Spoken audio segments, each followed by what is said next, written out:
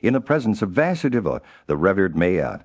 Then of an accomplished artist from the azure lineage stood before Arjuna, his eyes filled with gratitude. Maya joined his hands in reverence and spoke to Arjuna in gentle tones, "O son of Kunti, I have been saved by your bravery from the wrath of Krishna, who had unleashed a torrent upon me, and from the devouring flames of Parak. I wish to repay you for your kindness." Arjuna's words were like balm to Maya's soul. He smiled and said, "O great azure, your offer is already accepted. You are blessed. Go wherever you please, and may our friendship remain strong." Maya's face lit up with joy, but he couldn't resist the urge to do something more. "For Arjuna, I am a master craftsman of Viswakarma among my people." Maya said, his eyes shining with pride, "I wish to create something magnificent for you, O son of Pandu." Arjuna's response was kind and humble. He acknowledged Maya's intentions, but declined the offer, suggesting that he do something for Krishna. Instead, Maya's face fell slightly, but he didn't falter. He knew that serving Krishna would be a noble deed. Vasudeva, who had been observing the exchange, intervened, reflecting on what task to assign to Maya.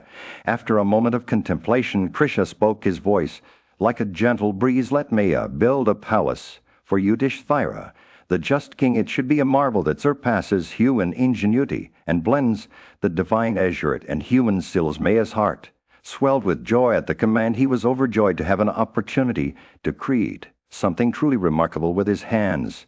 Joined in devotion, he set out to build a palace that would be remembered for ages to come under Krishna's guidance. Maya measured out a plot of land 5,000 cubits square, selecting a site that was both beautiful and auspicious. As the construction began, Maya performed elaborate propitiatory rites to ensure the success of the project. He gratified thousands of brahmanas with offerings of sweetened milk, rice, and precious gifts. With each passing day, the palace took shape, its beauty and grandeur surpassing anything that had been seen before. When the palace was complete, Krishna and Arjuna presented it to Yudhishthira, who received Maya with respect and honor. The great Azura was overjoyed at having created something so magnificent, and he accepted the tribute offered by the king in gratitude. Maya shared with the sons of Pandu the story of the den of Sabha Parva, a tale of his people's ancient history. As the sun set on that momentous day, Maya, the master craftsman, rested a while contemplating the task ahead. In the bustling city of Kandavaprastha, Lord Krishna, the beloved son of Vasudeva, had been living a life filled with love and respect from his cousins, the Pandavas. For some time he had been treated like one of their own, and they had grown to adore him as a brother. But now, after a while, Krishna felt an unshakable desire to visit his father's city, Dwarika. With a mix of sadness and excitement, Krishna decided to bid farewell to the Pandavas. He approached Yudhishthira, Pritha, Kunti, and made his respects, saluting them with humility. Pritha, overwhelmed with love, smote his head and warmly embraced him. Krishna then affectionately met Subhadra, his sister, who was equally delighted to see him. As they shared tender moments together, Krishna also took the opportunity to meet Draupadi and Dhamya, the wise priest. He made obeisance to Dhamya and consoled Draupadi before seeking her permission to leave. With a heavy heart, Krishna bid farewell to his dear friends, knowing that he would soon be returning accompanied by Arjuna. Krishna then visited his cousins' homes surrounded by the 5 brothers, Yudhishthira, Mahabharat, Sahadeva, and Dhamya. The air was filled with joy as they welcomed him back like a long-lost brother. Krishna, resplendent in his divine glory, shone like sacred Indra among the celestials to prepare for his journey. Krishna purified himself by taking a bath and adorning his person with ornaments. He then worshipped the gods and Brahmins with floral rites, mantras, and perfumes. Having completed his sacred rites, he was ready to set out. As he made his way out of Kandavaprastha, Krishna offered curd fruits, parched grain, and wealth to the Brahmanas, seeking their blessings upon him. He then mounted his golden chariot adorned with a banner bearing the figure of Garuda, Tarka, and yoked his swift horses Sivya and Subhadra. As he departed, Yudhishthira, Arjuna, Mahabharat, Sahadeva, and Dhamya followed him from behind. The mighty Krishna, accompanied by the Pandavas, moved like a preceptor surrounded by his beloved pupils. But as they journeyed on, Krishna respectfully requested Yudhishthira to stop following him further. With reverence in his heart, Krishna saluted Yudhishthira and took hold at his feet. However, the just King soon raised Krishna and smote his head, saying goodbye with a mix of sadness and gratitude. In the midst of their grand campaign, Arjuna, the renowned warrior, received an unexpected visit from Maya. Dev, a powerful Asura, known for his extraordinary abilities, Maya, approached Arjuna with a proposal to construct a magnificent palace for the Pandavas, one that would surpass all others in beauty and splendor. Maya explained that he had previously gathered a vast quantity of precious materials, including jewels and gems, from the Vindhu Lake on the north side of Kailasa Peak. He had stored these treasures in the mansion of Sabha Parva, an ancient king devoted to truth. Maya promised to return with the materials, which would be used to build a palace that would be celebrated throughout the world. As he spoke, Maya mentioned another treasure hidden within the lake, a powerful club capable of bearing great weight and slaying all foes similar in strength to 100,000 clubs. He also revealed the presence of a conch shell called the Vadat, which had been gifted by Varuna, the lord of the sea. This shell was said to produce a sound that would strike awe into the hearts of all who heard it. With these treasures in mind, Maya bid Arjuna farewell and set off towards the Vindhu Lake. He traveled northwards, crossing the Mainak mountains until he reached the Kailasa Peak. There he found the Hiranyasringa, a towering stone mountain that pierced the sky. Near this peak lay the Vindhu Lake, where Maya had previously stored the treasures. As he explored the area, Maya recalled the stories of old. He remembered how King Najarada had once dwelled on the banks of the lake, seeking to behold the goddess. Gaina Indra, the king of the gods, had also performed 100 grand sacrifices. There, using sacrificial stakes made of gems and altars of gold, the 1,000-eyed lord of Sakai had been crowned with success. After completing these rituals, Maya's thoughts turned to the eternal Mahadeva, who dwelled in the vicinity, worshipped by thousands of spirits. He remembered how Nara and Narayana, Brahma, Yama, and Shaddai had performed their sacrifices.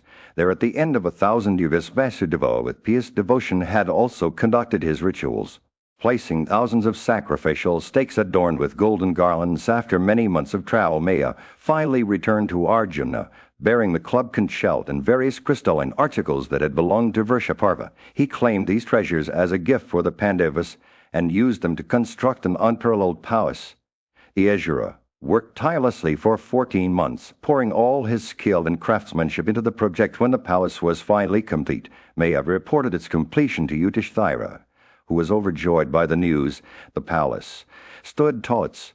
The sun had barely risen over the kingdom of Hastinapura when King Yudhishthira began his preparations for the grand assembly. He rose from his bed, washed his face with cold water, and donned his finest attire. With a sense of purpose, he made his way to the palace kitchen, where his cooks were already busy preparing an elaborate meal. The aroma of sizzling meat and steaming vegetables wafted through the air as Yudhishthira instructed the cooks to prepare a feast fit for the gods. He ordered them to cook 10,000 brahmanas with an assortment of delicacies, including milk and rice mixed with clarified butter and honey, fruits and roots, pork, venison, and various kinds of meat seasoned with sesame. The king's generosity knew no bounds, as he also instructed his cooks to prepare a wide variety of drinks, including those that were fit to be sucked. As the food was being prepared, Yudhishthira made his way to the palace Sabha, where thousands of brahmanas from various countries had gathered. He greeted them warmly and began to distribute gifts,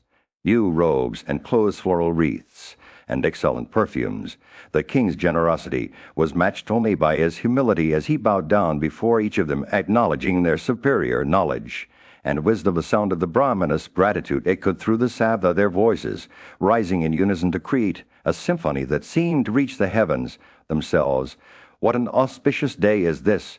They chanted, their words filled with joy and devotion. Yudhishthira smiled as he listened to their praise, his heart swelling with pride and gratitude. As the king entered the Sabha, he was greeted by a sea of faces. Rishis, kings, and princes from all over the land had come to pay homage to him. Among them were Asita and Devala, Satya, Sarpamalai, and Mahazira, Arvivasa, Sumitra, Maitreya, Sonika, and Valavek, Dalia, Stilasira, Krisha, Dwapena, and Sukha, Sumada. The list of dignitaries was endless, each one a renowned sage or king in their own right. The Sabha was abuzz with activity as the guests took their seats surrounded by the opulence of the palace. Rishis and kings sat alongside Yudhishthira's brothers Arjuna Nakila, and Sahadeva, who were dressed in their finest attire. The air was filled with the sweet scent of flowers and the sound of music. Athletes, mimes, prize fighters, bards, and encomiasts began to exhibit their skills, entertaining the guests with their performances. As Yudhishthira took his seat on his throne, he was in the grand assembly hall of the Pandavas, a majestic gathering of Gandharvas and esteemed guests. The illustrious Rishi Narada arrived with great fanfare. His arrival was met with joy and reverence by Yudhishthira, the eldest of the Pandavas, who stood up to greet him with humility and respect. The king offered Narada a befitting seat, accompanied by kind Arghya offerings and precious gifts, symbolizing his deep admiration for the wise Rishis. Narada settled into his new surroundings. He began to converse with Yudhishthira, inquiring about his well-being and the state of his kingdom. The conversation flowed like a gentle stream as Narada skillfully wove together threads of inquiry and advice, drawing from the depths of his vast knowledge and experience. "Is your wealth being spent on worthy causes?" Narada asked, his eyes twinkling with wisdom. "Does your mind find joy in virtue? Do you enjoy the pleasures of life without becoming entangled by their weight?" Yudhishthira, ever the devoted king, listened intently to Narada's words, his heart open to the Rishi's guidance. He replied, sharing tales of his kingdom's prosperity and the measures he had taken to ensure the happiness and well-being of his people. Narada's questions continued, probing deeper into Yudhishthira's administrative skills and his ability to balance the demands of ruling a vast empire.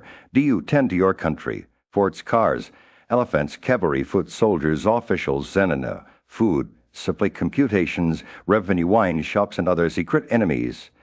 Narada asked, his voice dripping with authority. Yudhishthira's responses were met with a mixture of praise and constructive criticism from the wise Rishi. Narada offered words of encouragement and guidance, urging Yudhishthira to remain vigilant in maintaining the balance between his kingdom's wealth, pleasure, and salvation. As the conversation unfolded, Narada's queries delved into the intricacies of governance, touching upon the importance of having trusted advisors, skilled engineers, and wise teachers. He emphasized the value of appointing experienced instructors to guide the princes and chiefs of the army, as well as purchasing a single learned man in exchange for 1,000 ignorant individuals. The meeting concluded with Narada's parting words.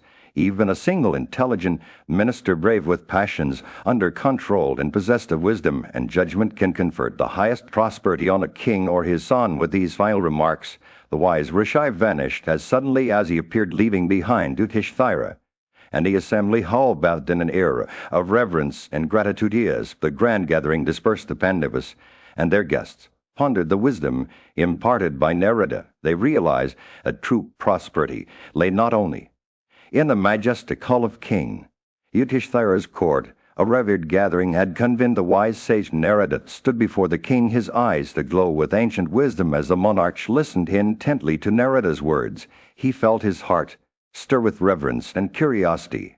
The king's thoughts were consumed by the desire to emulate the virtues of his illustrious ancestors, who had once ruled India with justice and compassion. With a gentle smile, King Yudhishthira inquired about the assembly rooms he had heard existed in other realms.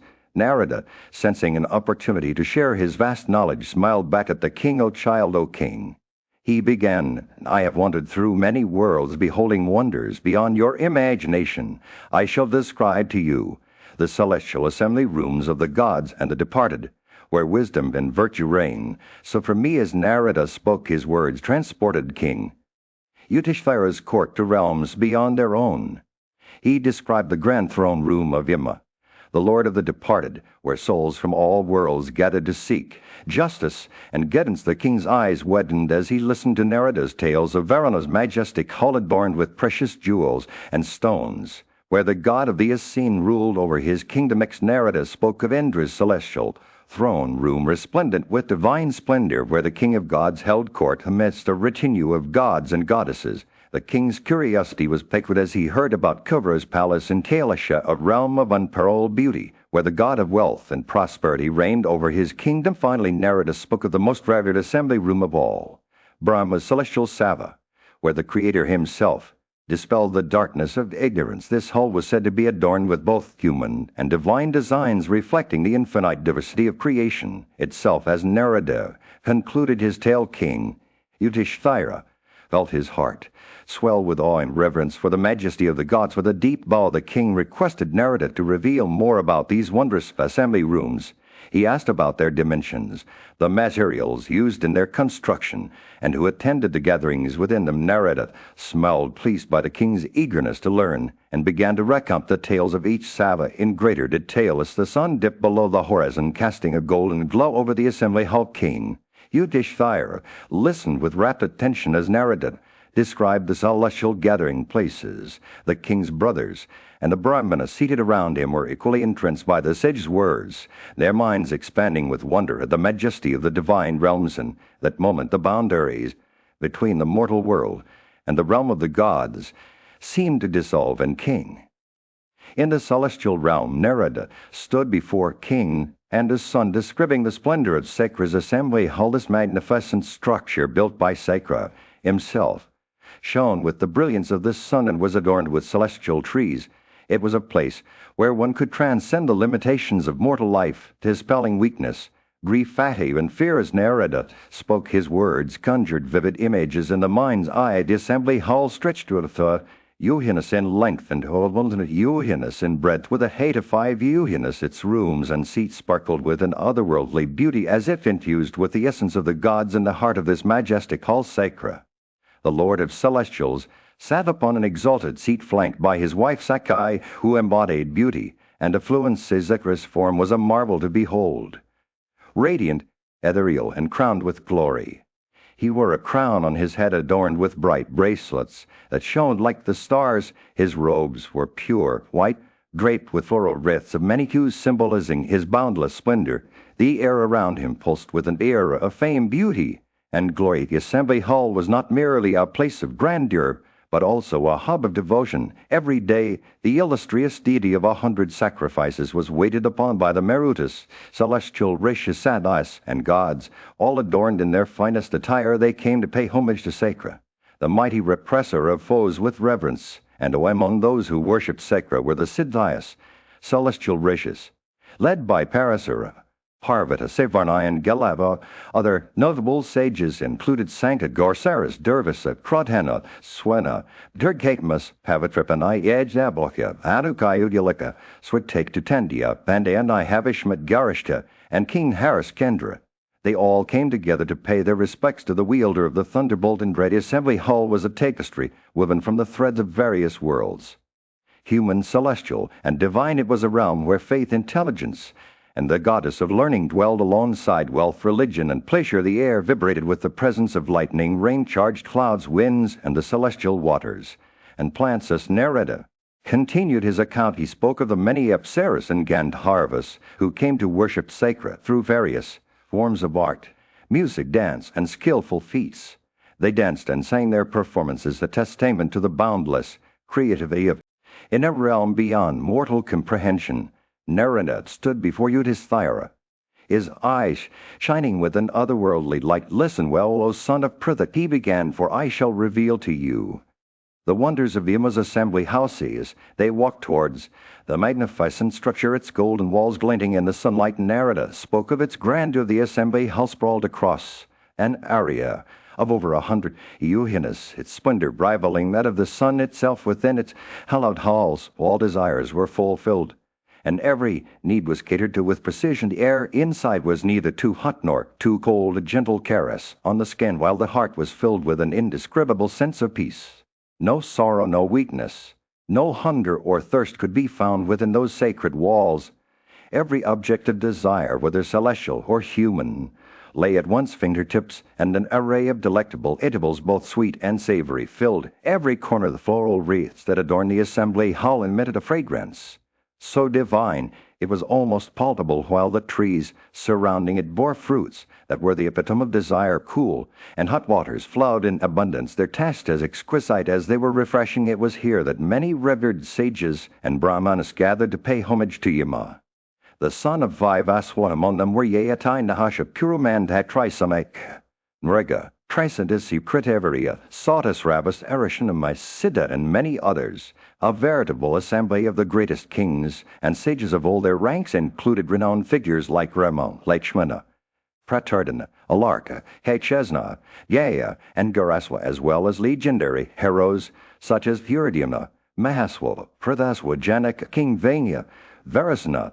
Purohit, and Janim Jaya, even the great Indridium, Imogen, Nugara, Prashad, Nala, Padma, Makukunda, and Presnajit were present. The assembly house was abuzz with activity, as hundreds of kings from various lineages, Matsya, Vipahaya, Pritarashtra, Janem Jaya, Brahmadatta, Eri, Adishmas, Demas, Pratuvandayas, Negus, Palasus, Kesa, and Cusa, all gathered to pay their respects to the Lord of Justice, even Santanum, Pandu using Evasaitaratha Devaraja, Jadrath of Rishadarva with his ministers. In the realm of the celestial spheres, there existed a magnificent assembly hall known as the Sabha of Varuna. This wondrous place was said to be unparalleled in splendor with dimensions, rivaling those of Yamazonabad. The walls and arches were crafted from pure white marble shining like alabaster in the soft light that permeated the spaces. I stood before this marble narrative revealed to me its secrets.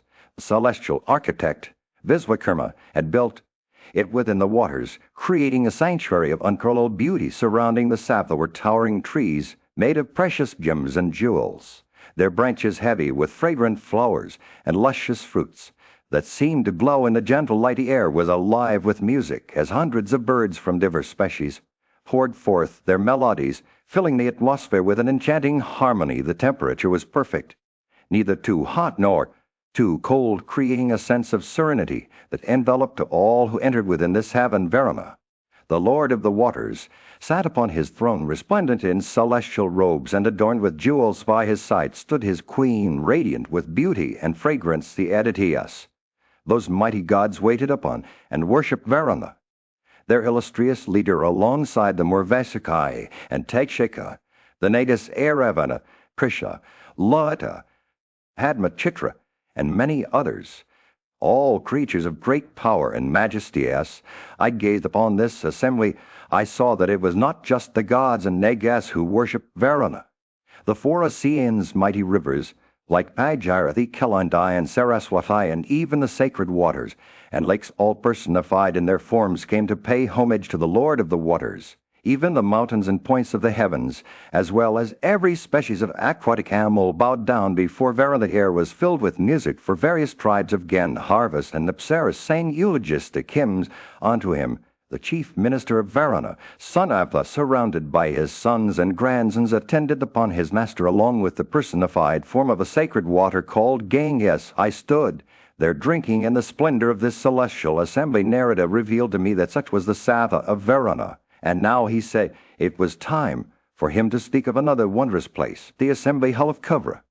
In the realm of wonders, there existed a magnificent assembly house known as Vaisravana's mansion, which shone with unparalleled splendor. Its dimensions raw and sparing, measuring 100 yohanas in length and 70 yohanas in breadth. This majestic structure was not built by mortal hands, but was conjured into existence by the ascetic power of its owner, the mighty King Vaisravana. As one approached the mansion, its radiance seemed to rival that of the peaks of Kailasa, and its very presence appeared to eclipse the brilliance of the moon. Supported by the Gaikas, the tribe of powerful beings, it seemed as though the mansion was anchored to the firmament itself. The exterior was a marvel of celestial craftsmanship, adorned with high chambers of gold, while its interior was a tapestry of colors and scents woven from the finest materials. The air inside the mansion was filled with the sweet fragrance of jasmine and lotus flowers, carried by gentle breezes that whispered through forests of towering mandaras. The atmosphere was alive with music as the deities Gandharvas and Apsaras sang in harmony, their voices like celestial chores. Among them were the renowned singers Misriksai Rama Chitrisna, Sachismata, Sharanitra, Gritechamenika, Punjakastala, Viswaksha Sahajanya, Pralaka Urvasai Ira, Varga, Saravai Samichai, and Dududa. The 1,000 other Apsaras and Gandharvas who were skilled in music and dance. Of mansion was a heaven for the Lord of Treasures, Kivra, surrounded by his wives and attendants.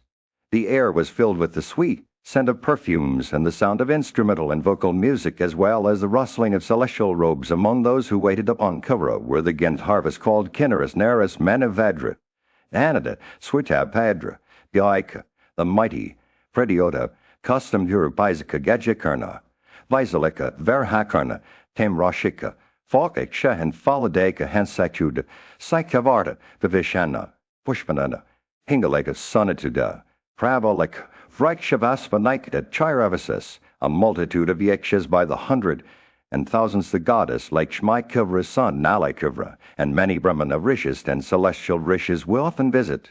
This sacred place, the illustrious Lord of Treasures, was also attended by his Rakshasa and Gandharva, followers including Bhagadatta as their chief.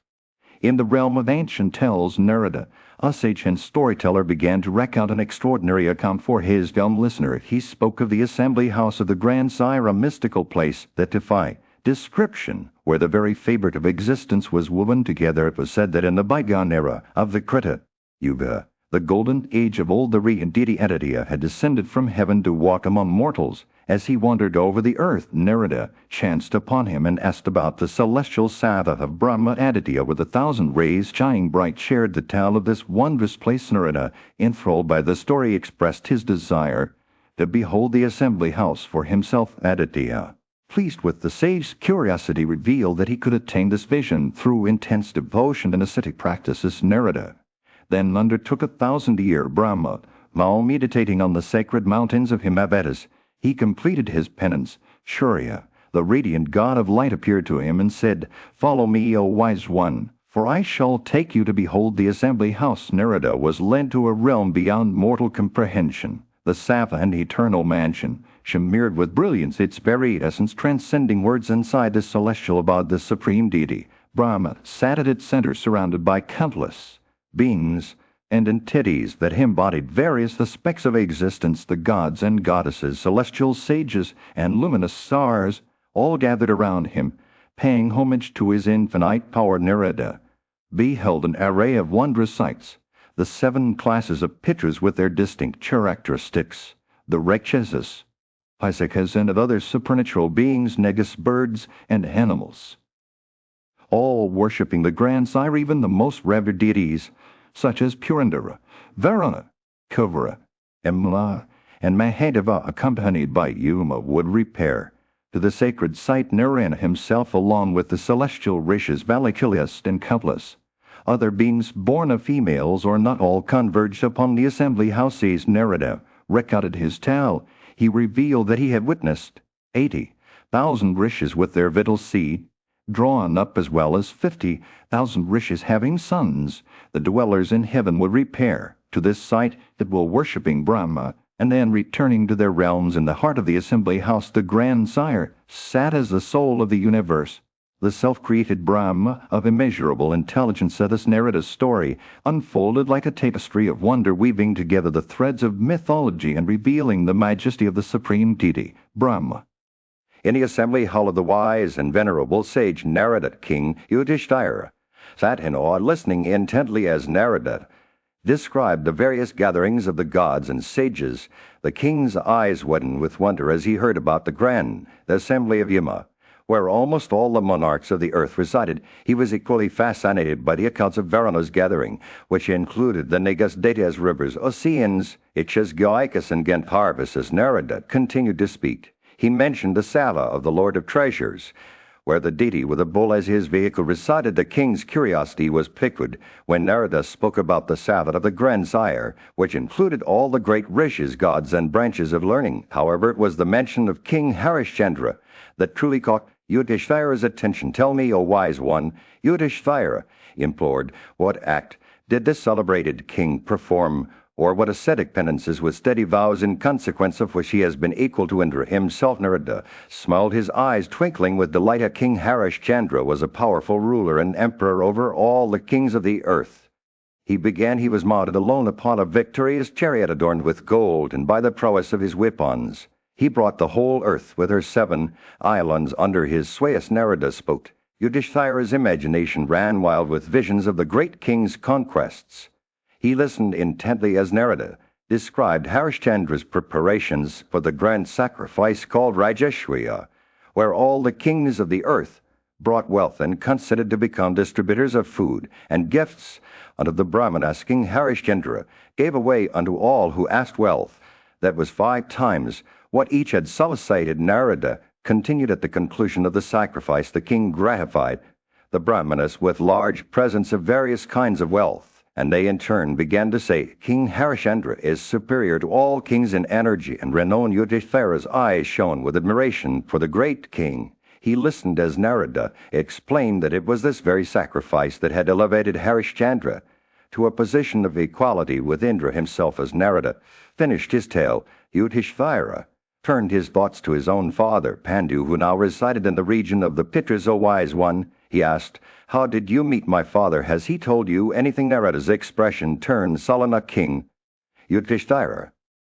As the sun set over the kingdom of Hastinapura, King Yudhishthira sat in his grand sabha surrounded by his wise counselors and brothers. His thoughts were consumed by the glory of the Rajeshwaya sacrifice, a ritual that would elevate him to the status of an emperor. The memory of ancient monarchs who had performed this great deed still lingered in his mind, and he yearned to follow in their footsteps. Narada's words had kindled a fire within Yudhishthira, and he couldn't shake off the desire to undertake the Rajeshwaya sacrifice. He called upon his counselors and brothers to discuss the matter further, but they only strengthened his resolve.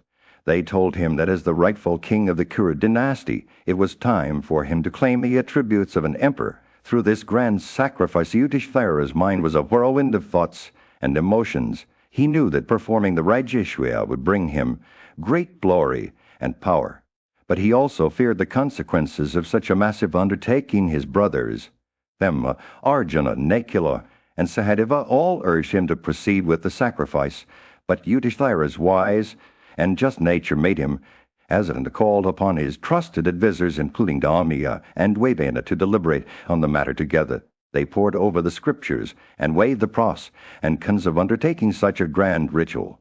But as the discussions wore on, Yudhishthira's doubts only deepened. Just then he remembered the wise words of Narada, one already in possession of a kingdom desireth all the attributes of an emperor by means of that sacrifice which aideth a king in acquiring the attributes of Varuna. These words echoed in his mind, and Yudhishthira knew that he had to seek the counsel of one who was beyond human wisdom. Krishna, the divine prince, he sent a messenger to Dwaraka bearing gifts and words of praise for the master of all beings. The swift chariot arrived at Indraprastha, and soon Krishna himself appeared before Yudhishthira. With his characteristic humility, the king asked for Krishna's guidance on whether he should proceed with the Rajeshwaya sacrifice. Krishna's arrival brought a sense of calm to Yudhishthira's troubled mind. The prince listened intently as Yudhishthira shared his doubts and fears. After some deliberation, Krishna offered his counsel. My dear Yudhishthira, you are worthy of performing the grand sacrifice of Rajeshwaya. Your heart is pure, and your intentions are just. I shall be with you every step of the way. With Krishna's words echoing in his mind, Yudhishthira felt a sense of resolve wash over.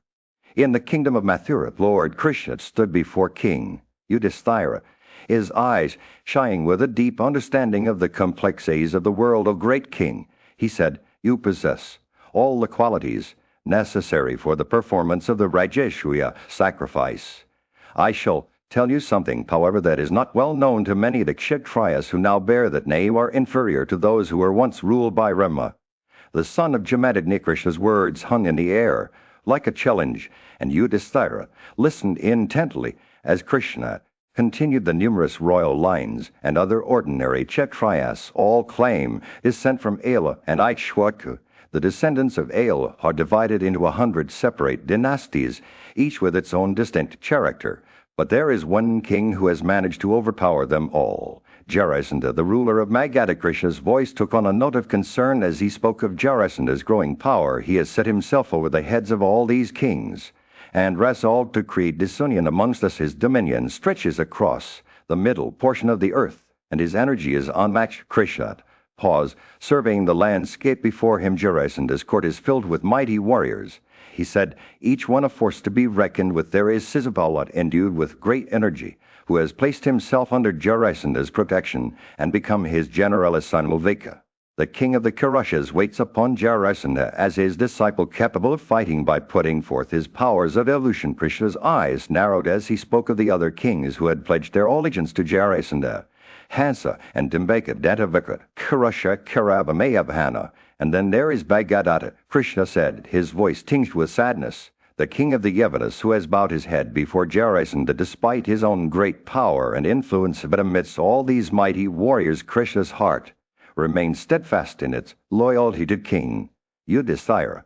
He spoke of Purudit, the brave perpetuator of the Kunti race, who regarded Yudhishthira as a father would regard his child. Krishna's words hung heavy with the weight of his story and politics.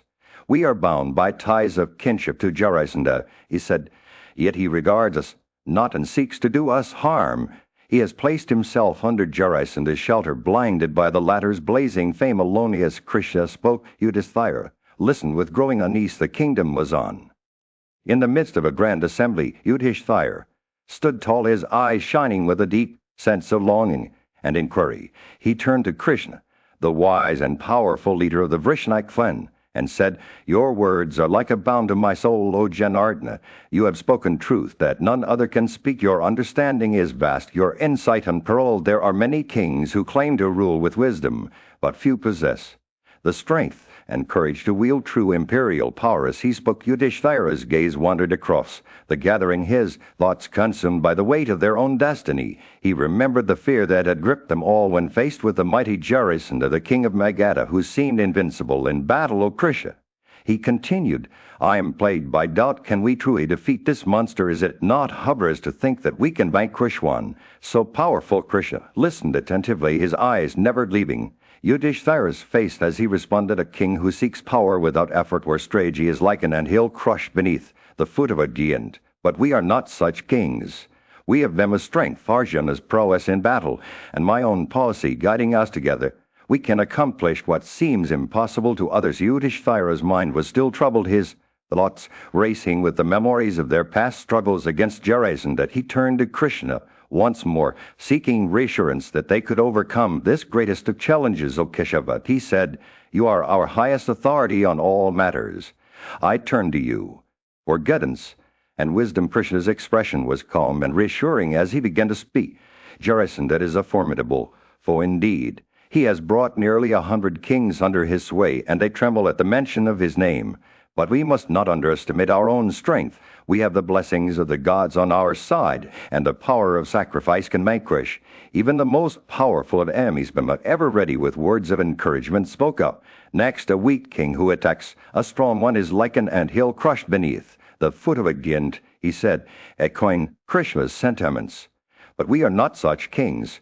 We have strategy, strength, and the power of unity on our side. Together we can accomplish what seems impossible to others. Krishna's words were like a spark that ignited a flame within Yudhishthira's heart.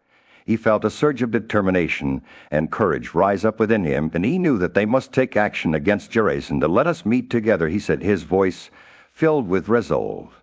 The sun was setting over the kingdom, casting a warm orange glow over the bustling streets.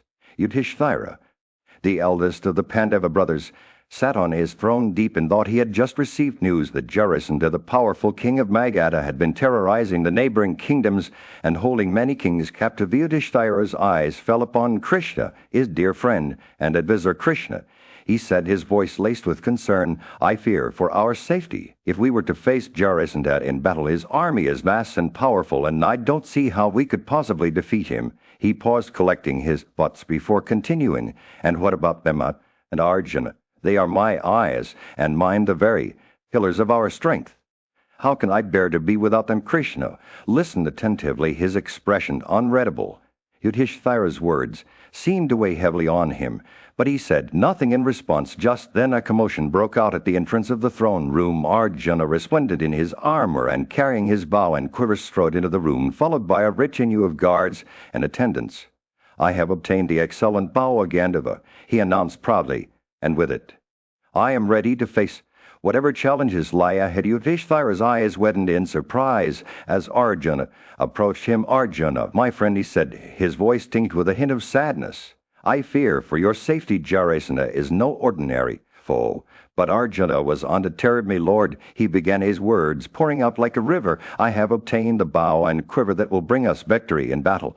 I have all ease and dominions at my command, and with this bow I am invincible. Nobleness of descent is important, but might is what truly matters. A Kshatriya must increase his fame and possessions through the subjugation of his enemy Sprisha. Listen to Arjuna's words, a hint of a smile playing on his lips. Yudhishthira looked at him uncertainly, torn between his doubts and Arjuna's unwavering confidence. Arjuna continued, his voice growing more impassioned with each passing moment. We must vanquish Jarasandha and free the kings.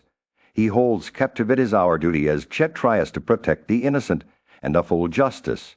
If we do not take on this challenge, the world will think us incompetent. Yudhishthira's expression softened as Arjuna spoke. He saw in his brother a fire that burned bright and true, a flame of courage and conviction that, in the midst of a war-torn world, Arjuna, the great warrior, had posed a question to his charioteer and friend Krisha.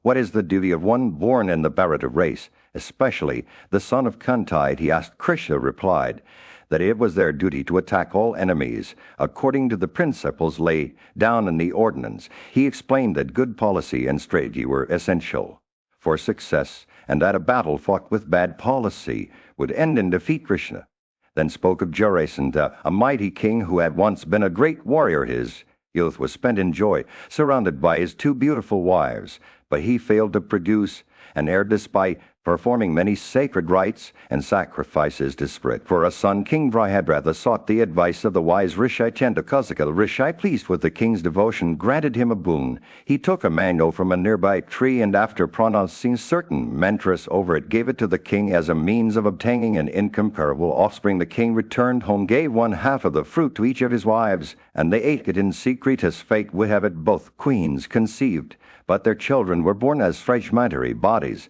each with only one eye, arm, leg, stomach, face, and in a fearing ridicule and shame. The mothers abandoned these strange creatures, and the midwives disposed of them by throwing them out of the palace. However, a Rakshasa woman named Jara discovered the fragments, and driven by fate united them to form a single child. As soon as the body was complete, it began to roar with incredible strength, and the female cannibal realized that she could not harm this mighty infant. She decided to spare its life, thinking that it belonged to the king who had been so desirous of an offspring. The queens, upon discovering their child, rushed out of the palace with their breasts full of milk, eager to reclaim their son. The female cannibal, seeing the king's desire for a child and the strength of his infant, decided not to harm it, and thus Jarasandha, the mighty warrior, was born from the fragments of two bodies. Krishna looked upon this future great warrior with a knowing gaze, foreseeing his eventual destruction at the hands of the Pandavas. Yet even in death, Jarasandha would earn unfading glory, just like the self within every created being.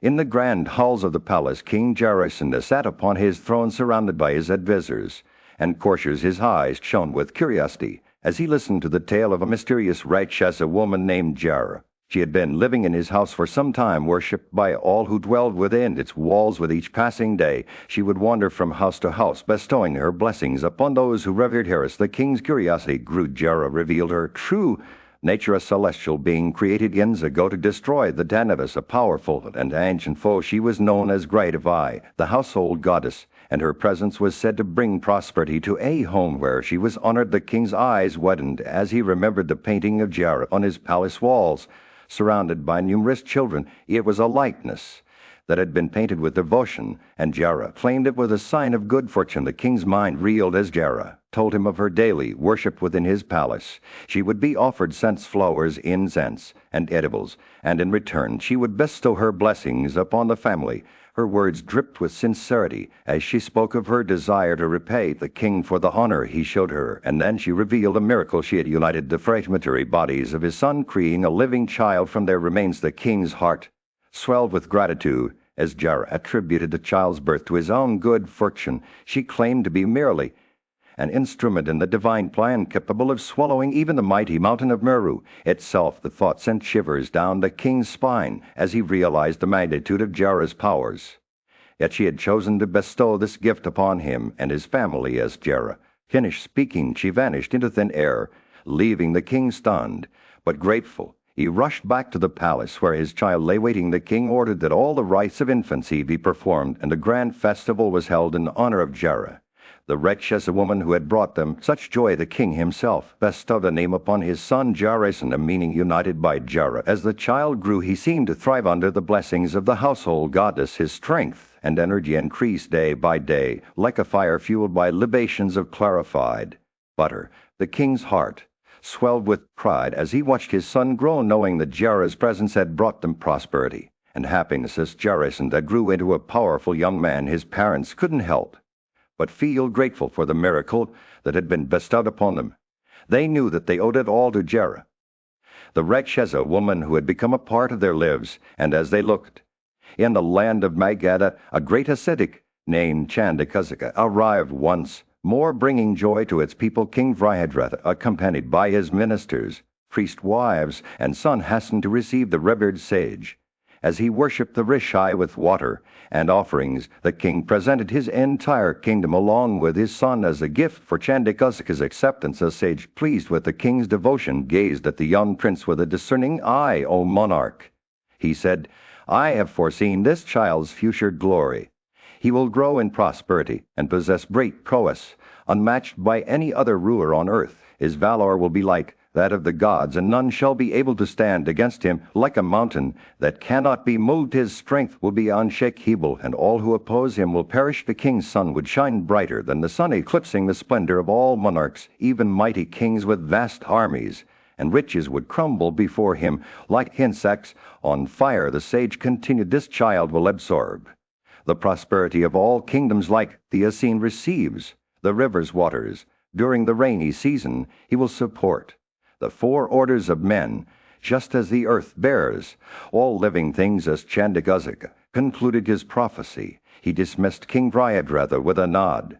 The king returned to his capital, where he installed Jarasandha on the throne, and then renounced worldly pleasures to live an ascetic life in the woods, accompanied by his two wives. Sayers passed, and King Vrihadratha's time on earth came to an end, but he was granted a place in heaven. Meanwhile, Jarasandha ruled Magadha with wisdom, using the boons granted by Chandakasika to maintain peace and prosperity in his kingdom. However, when Kansa, the ruler of Mathura, met his demise at Vasudev's hands, an enmity arose between Krishna and King Jarasandha. The mighty king of Magadha hurled a mass from his city of Giravraja towards Mathura, striking fear into the hearts of its people. The citizens informed Krishna about the mass fall near Gadavisan, adjacent to Mathura. Krishna, aware of the situation, faced off against Jarasandha and his powerful supporters Hansa and Dimvaka.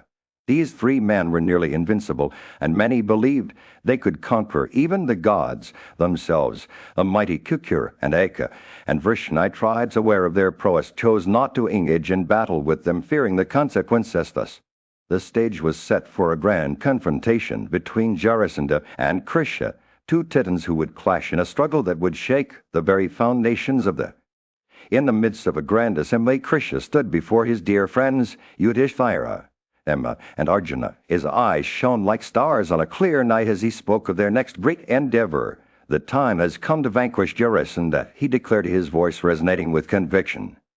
"He is a formidable for one who cannot be defeated in battle by even the gods and demons combined. I propose that we defeat him through strategy and cunning rather than brute." For Krishna's words were like a spark that ignited the fire within Yudhishthira's heart.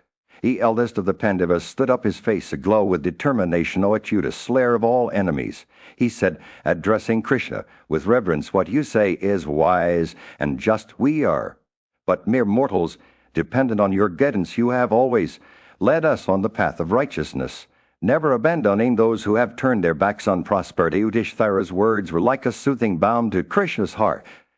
He smiled, his eyes twinkling with approval. "I shall lead you all," he said. "Bhima and Arjuna will follow me, each one bringing their eunuch with strength to the task at hand. Bhima, the mighty warrior, will unleash his fury upon Jarasandha, while Arjuna, the skilled archer, will provide cover with his arrows." As Krishna spoke, a sense of excitement filled the air. The trio set out on their journey, dressed in the simple robes of Snataka Brahmanas. They traveled through the Kurujangala, passing by the charming lake of lotuses and crossing the majestic rivers that flowed from the Kalakuta hills. As they journeyed, the people they met regarded them with reverence, knowing that Krishna and Arjuna were masters who directed every operation in the universe. Their path took them through the eastern Kusala, where they marveled at the beauty of the countryside. They crossed the Ganges, and the sun, their waters glistening like liquid gold in the sunlight. Finally, after many days of travel, they arrived at Magadha, a city filled with wealth, water, and trees that seemed to stretch up to the skies. They approached the hills of Gora the Jeres, and the stronghold came into view. The city was a marvel of architecture, its walls towering above the surrounding landscape like giants. Krishna, Arjuna, and Bhima gazed upon it with a sense of awe, knowing that their next great challenge lay before them. In the scorching heat of a summer day, Vasudeva led Arjuna on a majestic tour of the city of Girivraja, capital of Magadha, as they rode through its gates. The brothers marveled at the grandeur of this thriving metropolis. The city was a marvel of engineering with its 5 towering hills, Vahira, Varaha, Vrishava, Rishigiri, and Chaitya, that seemed to protect it from harm. These hills were covered in lush forests of latra trees, their branches heavy with fragrant flowers. As they rode deeper into the city, Vasudeva pointed out the ancient abode of Gautama, a revered sage who had begotten illustrious sons, including Kechavat and others.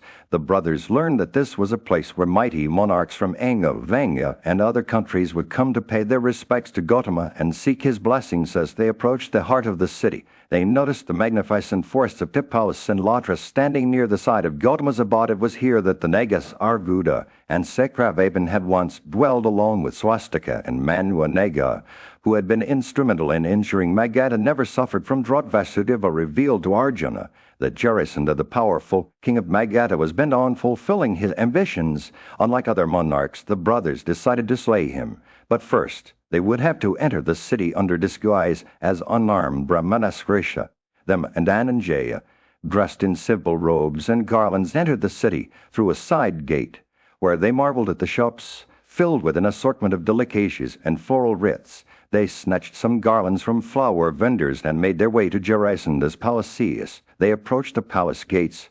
The people of Magadha stared in awe at the brothers. Imposing figures adorned with sandal passed and garlands. The guards welcomed them warmly, and Jarasandha himself received them with respect, offering water for their feet and gifts of cattle. Krishna explained that his brothers were observing a vow of silence until midnight, after which they would speak to the king. Jarasandha honored this request, quartering them in the sacrificial apartments and retreating to his private chambers. As the night wore on, Jarasandha emerged from his chambers, curious about the strange attire of his guests.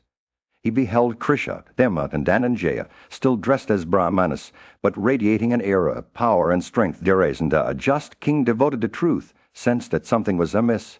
He questioned them about their garlands.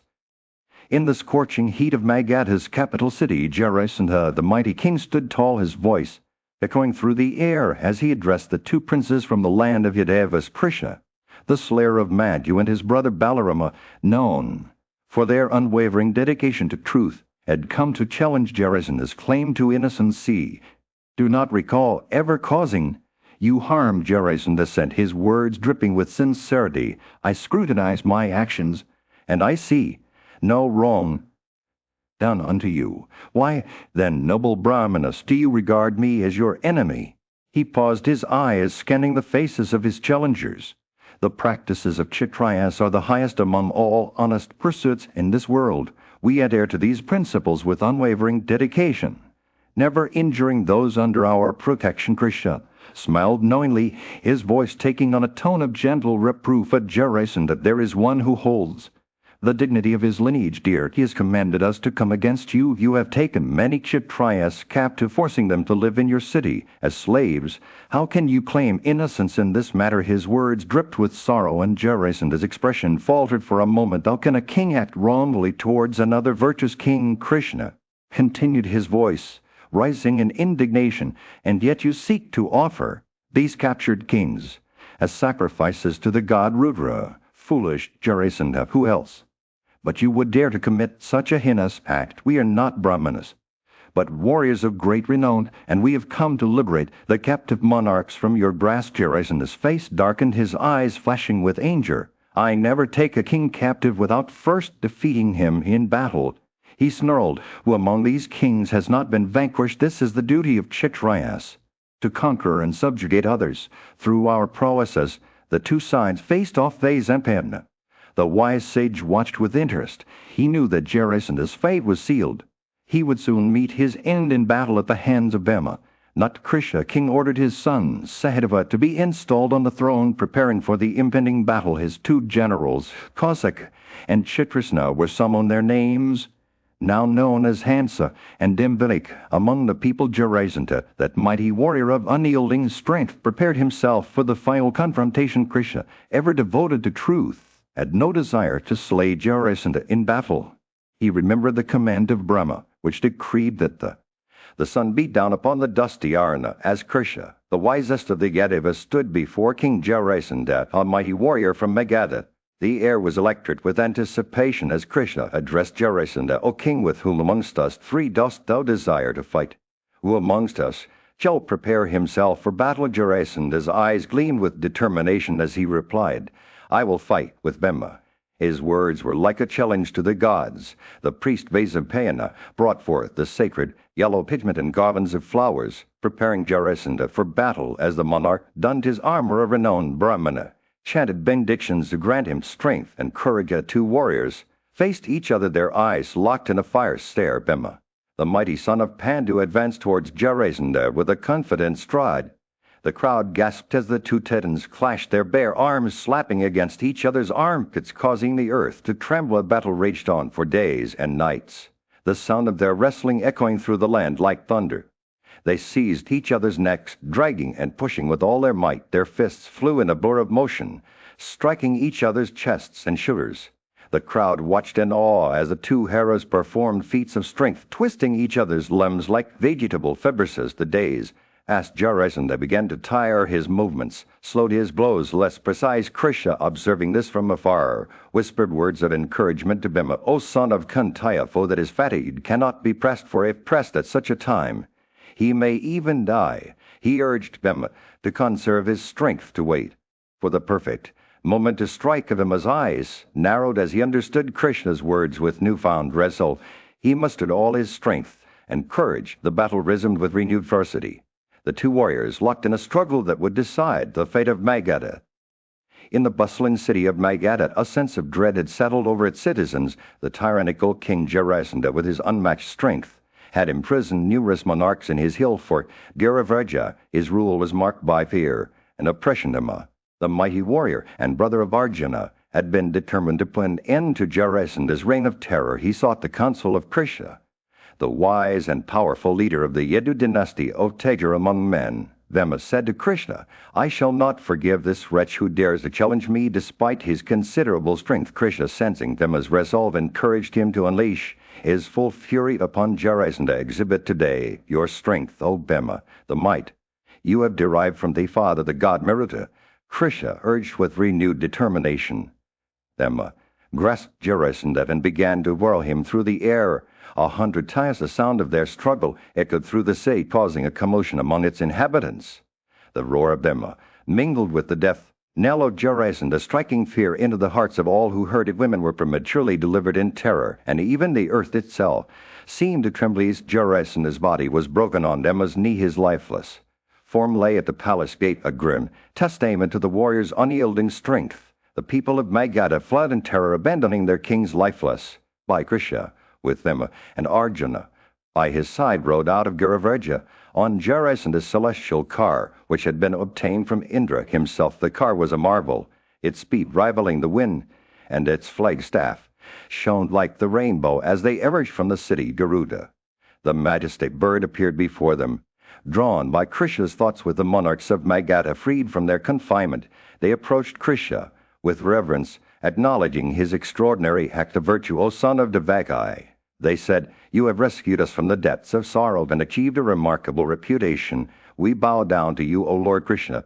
Pleased by their words, gave them every assurance that he would assist Yudhishthira in his endeavors to perform the Rajashwiya sacrifice, which would grant him imperial dignity. The monarchs with joyous hearts accepted Krisha's words and made presents of jewels to him. As they departed from Magadha, Sahadeva, Jarasandha's son, approached Krisha accompanied by his relatives and officials.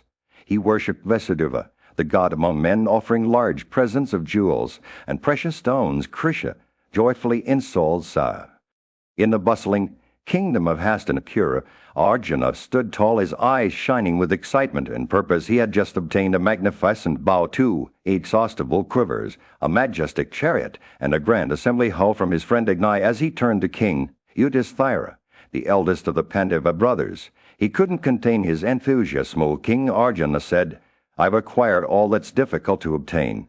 Wealth, power, all these fame, and a strong army. Now I think it's time for us to fill our treasuries by making other kings pay tribute to us. I want to set out on a conquest under the right celestial influences to claim the north as our dominion." His words were laced with an unshakable confidence that seemed almost palpably. King Yudhisthira's expression turned grave and thoughtful. He listened attentively to Arjuna's words before responding in his characteristic calm tone. "O bull of the Bharata race, go forth.